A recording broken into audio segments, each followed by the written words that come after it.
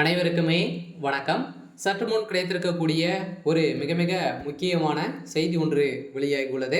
சற்று முன் வாரம் வாரம் 500 கோடி ஸ்டாலினுக்கு கொடுப்பேன் என அசோக்குமார் அவர்கள் பார்த்தீங்கன்னா செந்தில் பாலாஜியுடைய தம்பி அசோக்குமார் அவர்கள் கொடுத்த வாக்குமூலத்தின் அடிப்படையில் இப்போ பார்த்தீங்கன்னா அதிரடியாக திமுகவுடைய தலைமைக்குமே பெரும் அதிர்ச்சியில் தான் இருக்காங்க. ஸோ இதில் பார்த்தீங்கன்னா நிறைய முக்கிய புள்ளிகளாம் சிக்கியிருக்காங்க இல்லையா. இந்த டாஸ்மார்க்குடைய நிறுவனத்தில் நடந்த ரைடின் அடிப்படையில் தான் இப்போ ஓரளவே திமுகவினரே பார்த்தீங்கன்னா நிறைய பேர் இப்போ சாதனங்கள் வசமாக சிக்கியிருக்கக்கூடிய சூழ்நிலை உருவாகியிருக்கு. ஸோ இதெல்லாம் பார்த்தீங்கன்னா இப்போ முதல்வர் ஸ்டாலின் அவர்களே சிக்கியிருக்காரு. ஸோ அதே மாதிரி இதில் தொடர்புடைய 2 நீதிபதிகளும் இந்த வழக்கில் பார்த்தீங்கன்னா விலகி இருக்காங்க. ஸோ இந்த வழக்கில் விலகி இப்போ செந்தில் பாலாஜி அவர்களுக்கு சாதகமாக கொடுத்திருக்கக்கூடிய வழக்கின் தீர்ப்பின் அடிப்படையில் இப்போ 2 நீதிபதிகளும் பார்த்தீங்கன்னா பணி நீக்கம் செய்திருக்காங்க. ஸோ அதே மாதிரி இதில் முக்கிய புள்ளிகள் முதல்வர் ஸ்டாலின் அவர்கள் பார்த்தீங்கன்னா அந்த 2 நீதிபதிகளுக்குமே பார்த்தீங்கன்னா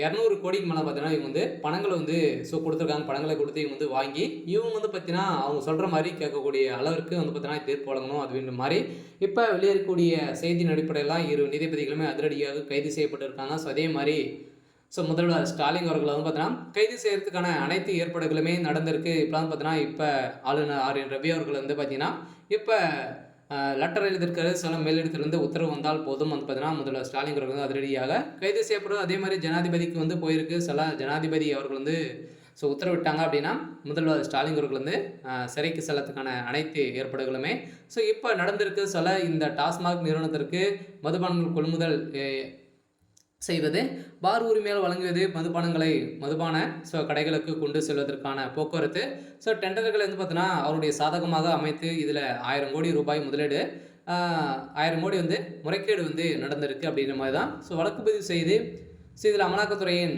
இந்த சோதனை அடிப்படையில் அரசியல் அமைப்பு சட்டத்தின் அடிப்படையில் பார்த்தீங்கன்னா இதுக்கு சட்டத்துக்கு விரோதமான ஒரு செயலாக தான் பார்க்கப்பட்டு இப்போ திமுகவுடைய ஆட்சி சட்ட ஒழுங்கை மீறி நடந்துட்டு இருக்கு அப்படின்னு தான் இப்போ நிறைய எதிர்ப்புகள் வந்திருந்தாலுமே இப்போ செந்தில் பாலாஜியுடைய தம்பி அசோக்குமார் அவர்களும் பார்த்தீங்கன்னா இதில் முக்கிய புள்ளியாக சிக்கியிருக்காரு.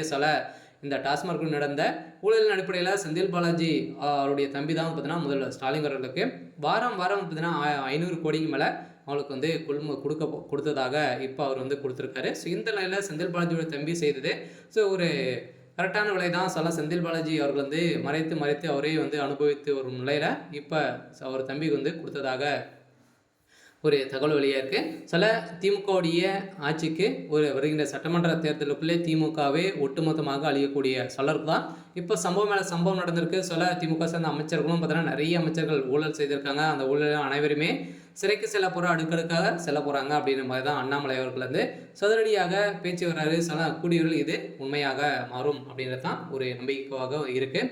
சரி, ஓகே. ஸோ இன்னைக்கான அப்டேட் பார்த்தீங்கன்னா இதுதான். மறக்காமல் நம்மளுடைய சேனலை சப்ஸ்கிரைப் பண்ணி சப்போர்ட் பண்ணுங்கள். தேங்க்யூ.